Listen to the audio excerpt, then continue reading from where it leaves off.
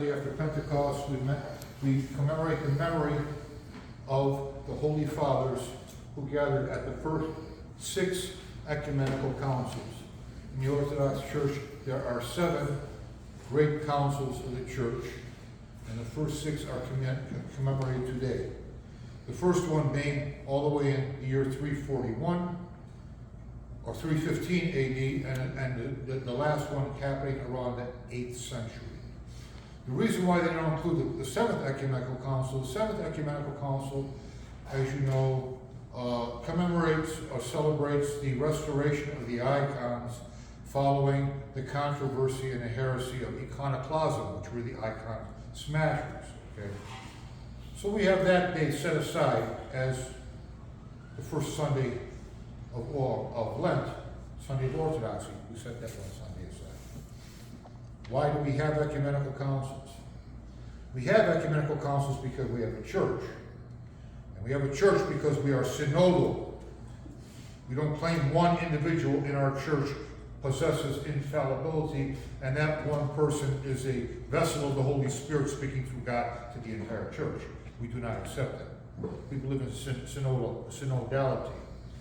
And because of that, you have to have the opinions and the vote of many, many bishops. You got to have a church if you're not a council. You got to have an angry emperor who's fed up with this half of the church fighting about one thing and this other half fighting about the one thing, back and forth, and they keep going. The emperor telling on the other one, making trouble, and finally the emperor says, enough is enough, get on your ships, come to this city, they name the city, have a council, and hammer it out. Now you have to understand, this is almost 2,000 years ago. You just don't get on the red eye, and 4 hours you're there, okay? You got to get on your ship. It could take months. And these councils could take months, even years, okay? But these councils were put together because there were controversies within the church. They had to be hammered out. Which thought, which teaching is orthodox and which is not? And they had to hammer all that out. And to this day, the church is always debating about things. You know, and then we have also the creation of lesser councils, like what was held in Crete a few years ago. But it's not an ecumenical council, much to the dismay of the ecumenical patriarch. He wanted it to be, but didn't do his homework. So he didn't get an A. He got a C minus, maybe a D plus on that one. But it's its own fault. Do your homework. But nevertheless, the church calls these councils together, and we honor the decisions of the councils. The interesting thing about each council, if you read the proceeds or the minutes from these councils, they always start each council, beginning with the second ecumenical council, with, we the Holy Fathers gathered here in the city of, fill in the blank, do first and foremost affirm the decisions of the previous council, or councils. The second ecumenical council, they affirm those decisions made by the first.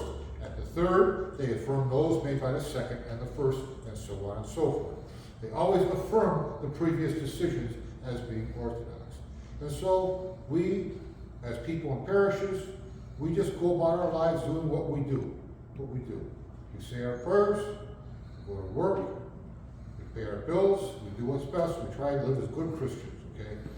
And then we let the bishops, they can sit there and argue, because be it a council, be it a department heads meeting or just a meeting, my dad had a saying, and I really live by this saying.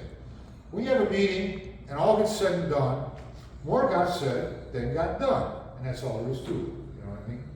You know, I'm a believer in short meetings and getting the work done. Some people like to listen. So anyhow. But this is what the councils were all about. So anyhow, we commemorate the fathers of the first ecumenical council and the second, third, fourth, and fifth, and sixth ecumenical councils. And they all have to do with relationships of the Trinity. How God is related with the Father and the Son, the Holy Spirit, the Son. Most of these controversies were over concerned the relationships of the three persons of the Holy Trinity. And believe it or not, these were topics of argument and discussion in the marketplace. It wasn't just something relegated simply to bishops back then. You know, when you lived in an empire where the church was everything, the whole pulse of society beat according to the church, people knew about the three persons of the Trinity. And they argued about their relationship with each other, so on and so forth. And now today, you're lucky a person who believes in God. You know? But that's the way it is.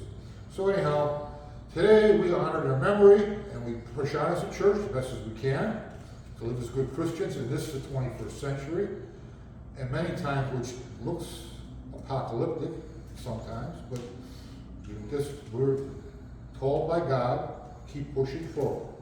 Don't worry about the end, just keep pushing forward. Listen to His Word, live His gospel in your life, and you're in the right direction. And the bishops, let them talk theology. Let them talk. And they talk and we work on that. Glory be to Jesus Christ. Glory be to God.